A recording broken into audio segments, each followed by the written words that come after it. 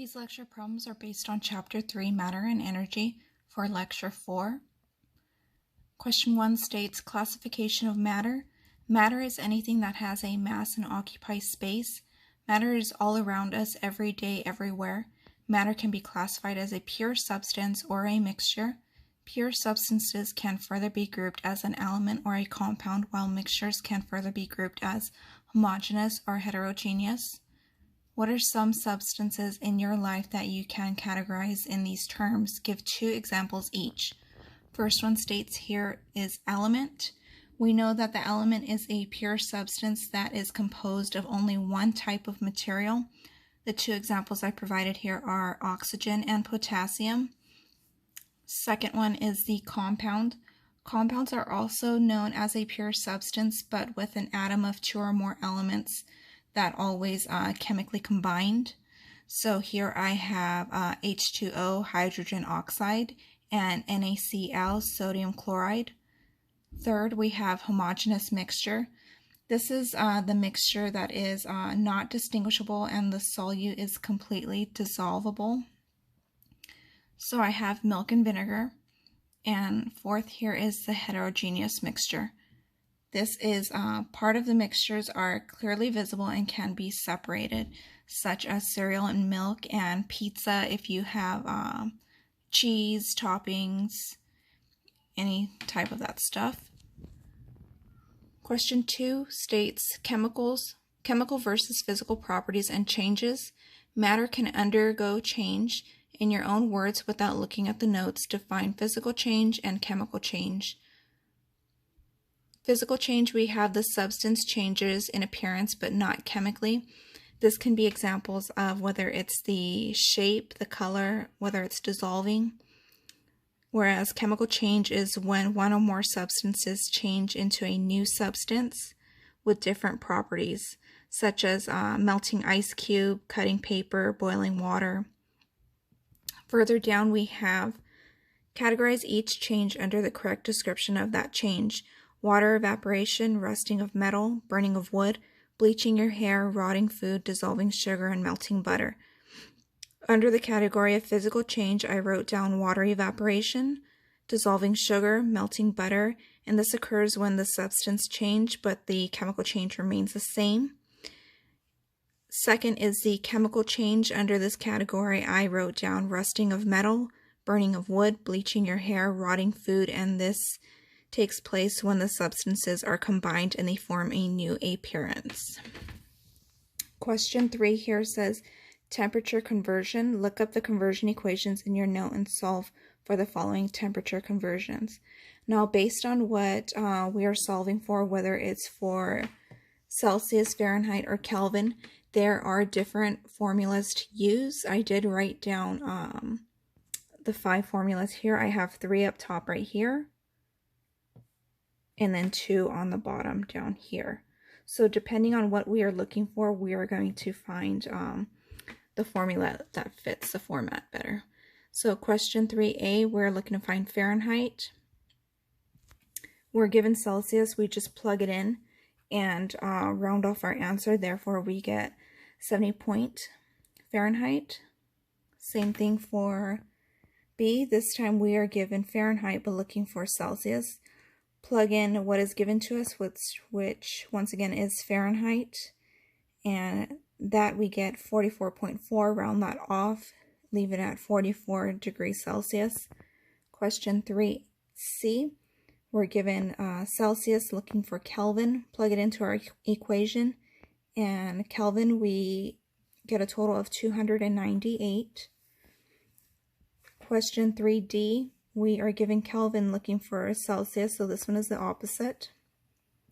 Plug it into our equation, we're going to be subtracting in that one, and we have 24.85, which we will be rounding up, and that'll leave us at 25 degrees Celsius. Question 3e, we are looking for Kelvin given the Fahrenheit. Find the formula that fits this problem, solve for it. We have 384.261, round that off to 384. And finally here, question 3F, We have Kelvin, we are looking for Fahrenheit, plug that into our equation.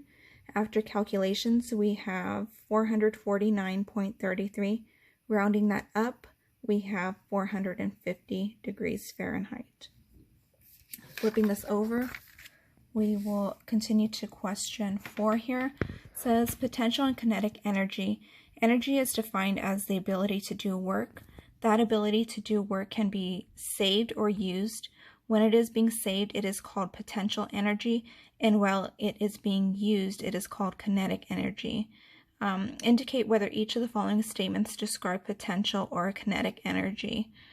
Real quick here on potential energy, the way that I memorize it is when it is more so when it is in the works or it's in the process, whereas kinetic energy I feel is more present and it's happening now. So let's go through our questions here. Question 4A, we have calories in a banana. I would consider that to be potential, as it is in the process. Same for question 4B, an apple hanging from a tree branch. It's still in the process there. And same for question 4C, the gasoline in your car tank. That is also potential. Whereas questions 4D through F I found to be kinetic. A jog that is taking place right then and there. So is rolling down a hill. It is present, and as well as your brain thinking. Let's move down to question 5 here. It says a precious joule. The SI unit of energy is a joule. A joule is very small, so kilojoule, kJ, is more convenient to use. How many kJ are in 5,525 joules? We're going to set up our format and use what is given to us. First thing we want to do is write down the 5,525 joules. And we know that 1 kJ is equal to 1,000 joules. So what we want to do is cancel out our joules, leaving us with the kilojoules. Once we put that into our calculator, that gives us 5.525 kJ, which is exactly what we were looking for. Moving down to question 6, the calorie, another unit of energy that is often used by scientists and nutritionists, is the calorie. Convert 3.5 kJ into cal.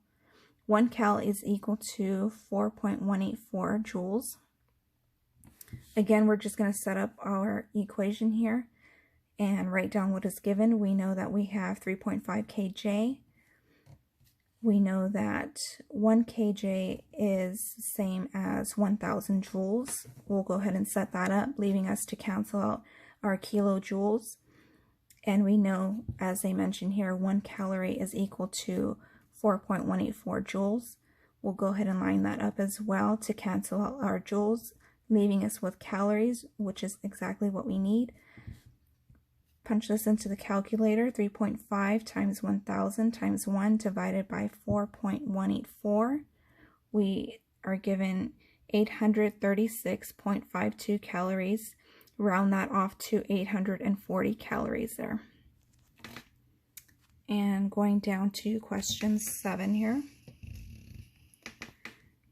It says, energy in your food. When you come to Professor Nugent's office hours to seek help, you're often offered a snack like a fun-sized Snickers bar, because thinking is hard work and your brain needs the fuel.